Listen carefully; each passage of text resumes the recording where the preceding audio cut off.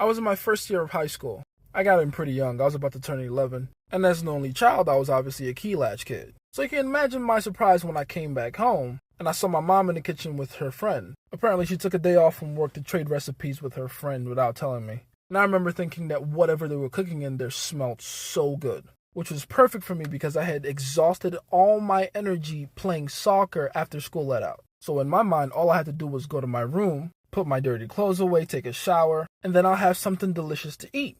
But alas, life doesn't work that way. These ladies in the kitchen were far more focused on trading recipes than feeding my hungry ass. So I said, you know what? This isn't a big deal. I'm going to exercise some patience. I'm going to chill on the couch, watch some TV, and give them another 30 minutes to an hour. Maybe something delicious will come my way. I made it through about 2 episodes of The Last Airbender. I remember that, which, correct me if my math is wrong on this, but I believe that's just shy of an hour.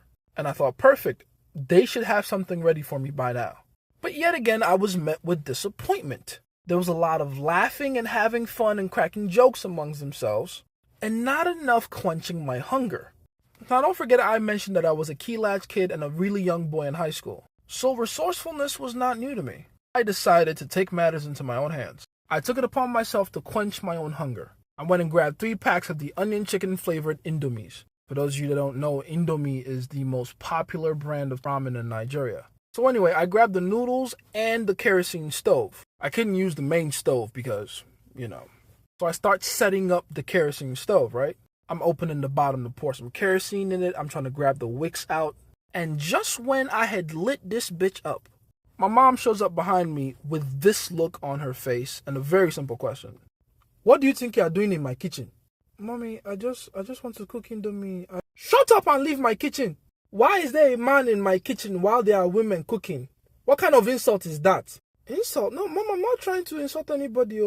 My friend, will you get out of here? And just like that, your boy was relegated back to the couch. All my dreams of delicious noodles were fucking shattered. But as I sat on that couch, I remember being both very scared of what had just happened, but also very confused on what my mom meant by that. What exactly did she mean by there's women in the kitchen, a man can't be here, and that's an insult to the women? What the fuck? It would take me a few years and some key experiences to understand what she meant by that. On a cultural level, not all, but a lot of African women feel a sense of pride and ownership around the kitchen space. As far as they're concerned, the kitchen is their domain where they rule supreme. And as a result, they have a deep sense of responsibility and pride around it. And even more, some of them will go out of their way to emphasize how it's not a place for men. Now, as a former key latch kid, I clearly disagree with that statement, but you get the point. In some African women's minds, the kitchen is their kingdom, and you must bow at their feet and obey their commands when you're in it. You can imagine how shocked I was when I came to the West as a grown man and found out that a lot of women here in the West see the kitchen as a prison, a place where they're trapped in, relegated to, and hold no power. I remember back home I had an ex-girlfriend that would literally tell me how she was happy whenever she had the opportunity to cook for her entire family. In her words, it made her feel good to watch her brothers devour whatever meal she made. But here in the West, the kitchen is more synonymous with slavery and servitude than nurturing and sustenance. Baffling, to say the least. Now let me ask you something. What do you think about the story I just told? Better yet, what do you feel? Are you intrigued? Are you enraged? Are your eyes opened? Did you get an epiphany maybe? Do you agree or disagree with my conclusion? Or maybe you're curious about a particular detail within the story. Whatever you feel, it doesn't fucking matter, because I got you to feel something. And that, ladies and gentlemen, is the power of good storytelling. Welcome to the Storytelling Guide. Yes, this is the guide where I teach you how to tell stories, and specifically from a dating point of view. Stories are not only a fantastic way to pass on experience, wisdom, and life lessons, they're also a fantastic way to convey emotion, which is useful for communicating with women. Not only can stories make you appear more worldly and interesting, they're also a fantastic way to fill in the void spots in conversation. For those of you that keep complaining to me about not knowing what to say or running out of things to say during a date, this is primarily how I do it. This is how I fill in all those blanks. Having multiple stories at the ready before you go and talk to women just makes you more confident, because you already know you have value to convey before the approach. All right, let's get to it. Let's talk about storytelling. I went into isolation for this one, so I know this is going to hit. And if you've seen my course isolation, then you know what I'm talking about. Shameless plug, it's still free on my YouTube, Bink and Lyle. Your boy has put storytelling down to a fucking formula. Let's discuss. First thing you need to know about storytelling. The best stories to tell are the ones you've experienced yourself. And the reason for that is twofold. One, it removes the burden of creativity from you. You don't have to make anything up yourself. Two, you can always tap right back into the emotions that you felt when it was happening to you for real. Which brings me to the second thing that you need to know about stories. The entire point of stories is communicating emotions. Whenever you're telling a story, you're trying to get your audience to feel something. Yes, you want to communicate an experience or a lesson or some kind of agenda you're trying to push, but at the heart of all that is emotion. You want them to feel something because emotion is the foundation of action.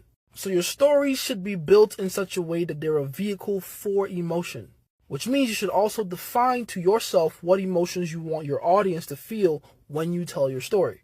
Third thing you need to know about stories. The way you use your story to communicate emotion is the characters within it. The way your characters within your story feels is the way your audience will feel.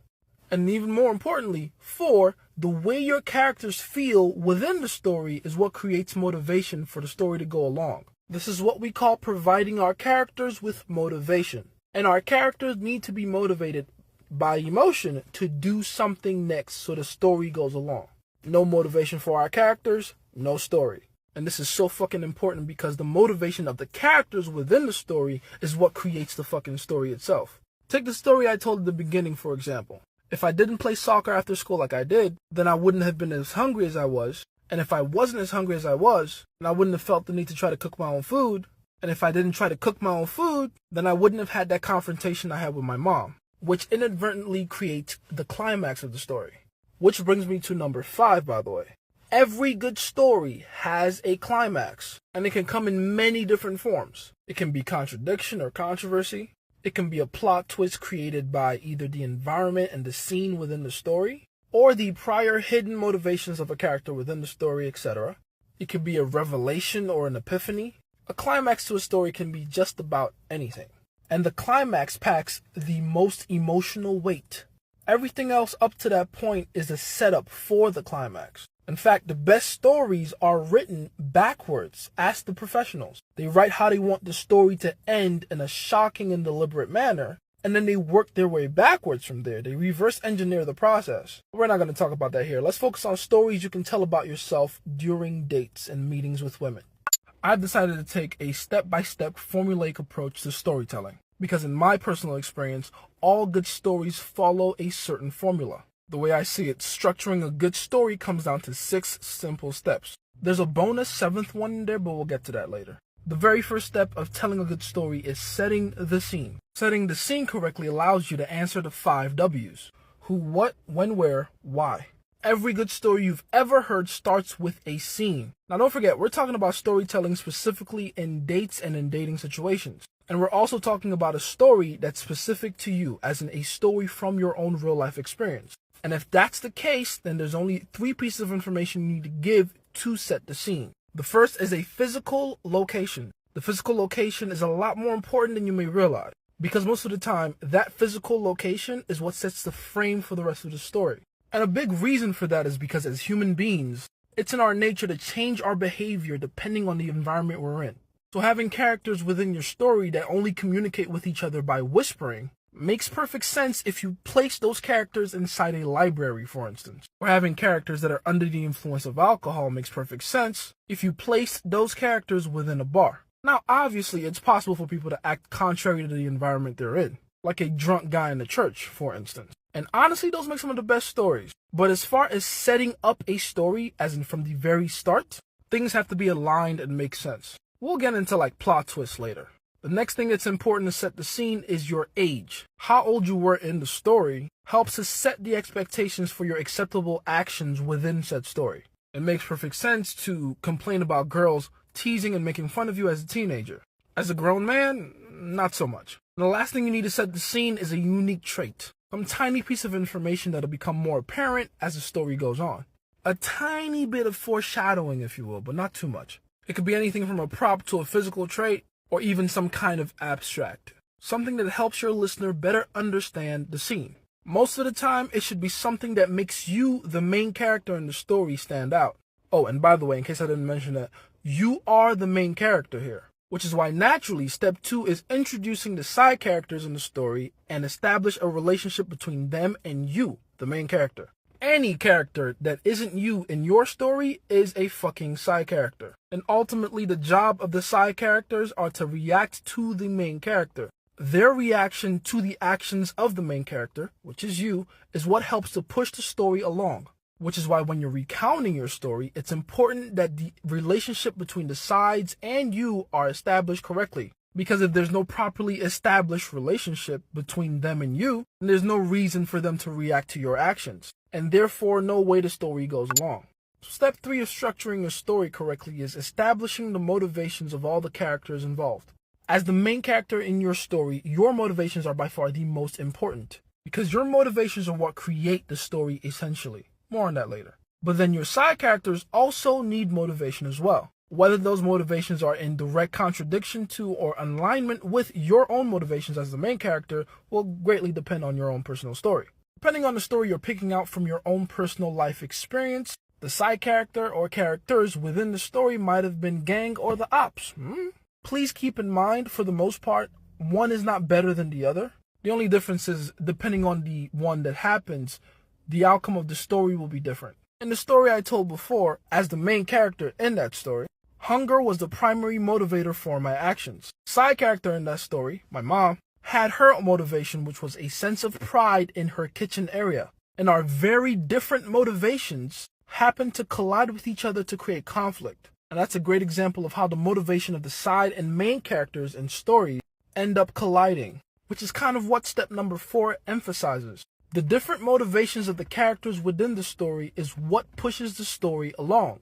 Those motivations lead to emotions, and those emotions lead to actions. And just to be clear, that's not just storytelling, that's human nature 101. Emotion is simply just energy in motion. The way people feel inevitably leads to the actions they decide to take. And because of emotion, those actions are usually impulsive. Another important thing to note about the actions that the characters take is that there's always a reaction to those actions. And good storytellers know not just to recount the actions of the characters within the story, but the way the actions are reacted to, especially from the perspective of the main character, even when those actions were made by the main character. When you're telling the story of something you did within that story, it's important you take time out to not only explain your motivations for taking those actions, but the thoughts and feelings you had after the actions were taken. This is how you completely immerse your audience into the story. And also, even more importantly, especially when talking to women, this will be your chance to not only feel, but convey emotion.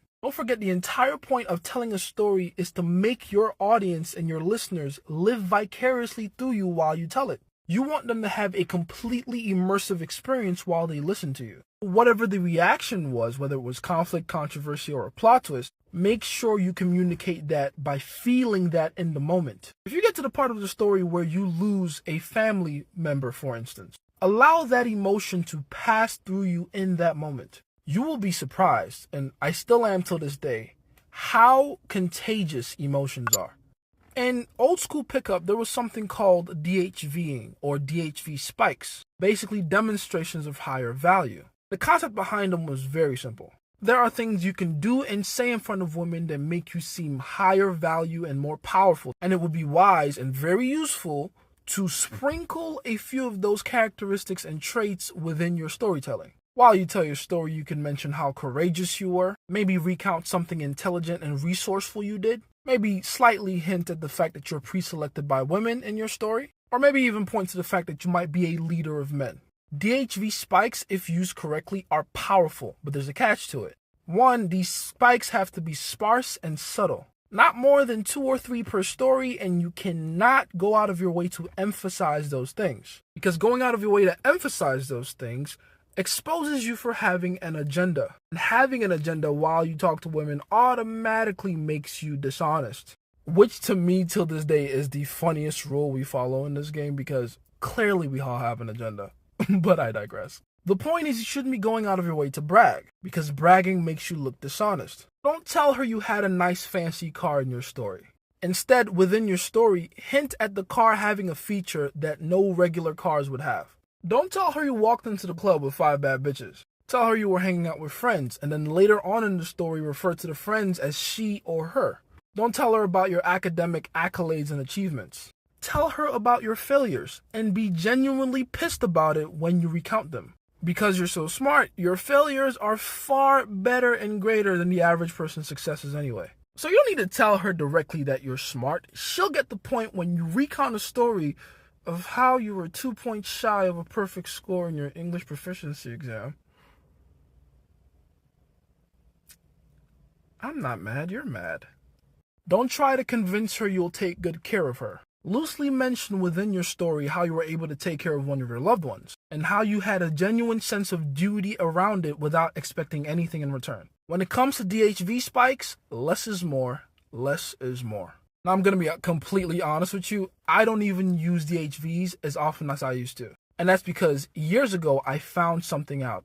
I found out that DHVs are actually completely unnecessary once you get to a certain level. Because it turns out the greatest DHV you can ever use is your ability to actually tell a compelling story. Even if the story is about farts, your ability to be captivating while you tell your story is the highest form of a demonstration of high value you can ever have. So when you're constructing and practicing your stories, definitely incorporate DHVs. But understand, they're a crutch right now. You won't need them anymore at some point. The 6th and final step to telling a story is to usher in the climax. And the climax is really just, especially in the case of telling a story from your own personal experience, the reflections of the last actions that were taken by the main character, you.